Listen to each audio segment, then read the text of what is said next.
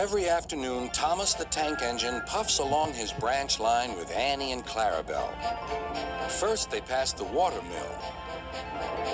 Next, they come to a big farm. Then, they can see a bridge with a village nestled either side of it. This is a special place. Whenever children hear Thomas coming along, they stand on the bridge waving until he is out of sight.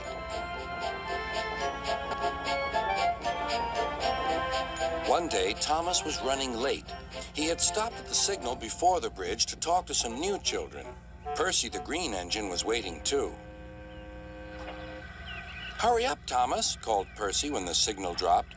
"If you're late, Sir Topham Hatt may get a new engine to replace you." He would never do that, thought Thomas, but he was worried. Next day, Thomas hurried along the line.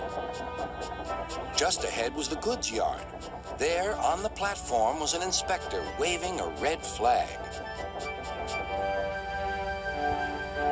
Next, Thomas saw some children. They were waving too. Something must be wrong, thought Thomas. This station is for goods, not passengers. "Help, Thomas, help! We're glad to see you," called the children. "Please, will you take us home?" The station master explained to Thomas's driver that the school bus had broken down, and all the parents would be worried if the children were late. Thomas waited as the children walked down from the bridge.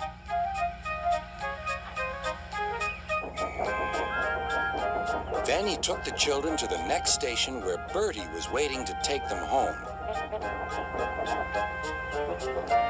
When Thomas finished his journey, he was very late.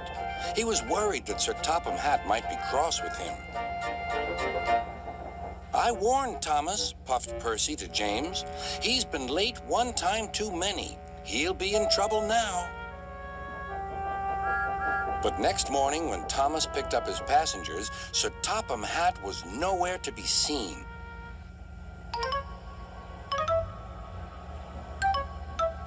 "Thank goodness," sighed Thomas.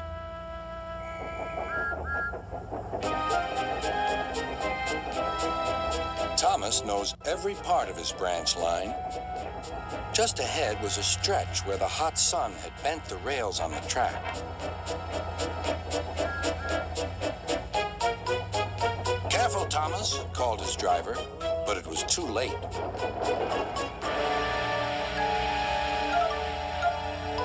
"That's done it," said his driver. "We shan't get any further today." "But what about my passengers?" asked Thomas. "Don't worry, they'll be looked after," replied his driver. While workmen repaired the line, Thomas had to shunt freight cars in the yard. Bertie came to see him. "I understand you need my help again." "Yes, Bertie," replied Thomas sadly. "I can't run without my rails." Bertie set off to collect Thomas's passengers.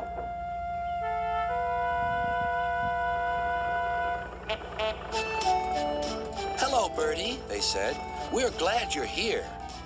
Bertie drove along the road that runs by the railway. He stopped at each station along the line. Sometimes he stopped between stations to let people off closer to their homes. Thomas felt miserable. "I've lost my passengers to Bertie. They'll like him better than me." Sir Topham Hatt arrived. "Your branch line is repaired. I'm going to change your timetable so that you and Bertie can work together more." When Thomas reached the station, there, to his relief, were all his passengers. "Bertie is a good bus, but we missed our train rides with you," they said. Later, Thomas spoke to Bertie. "Thank you for looking after my passengers."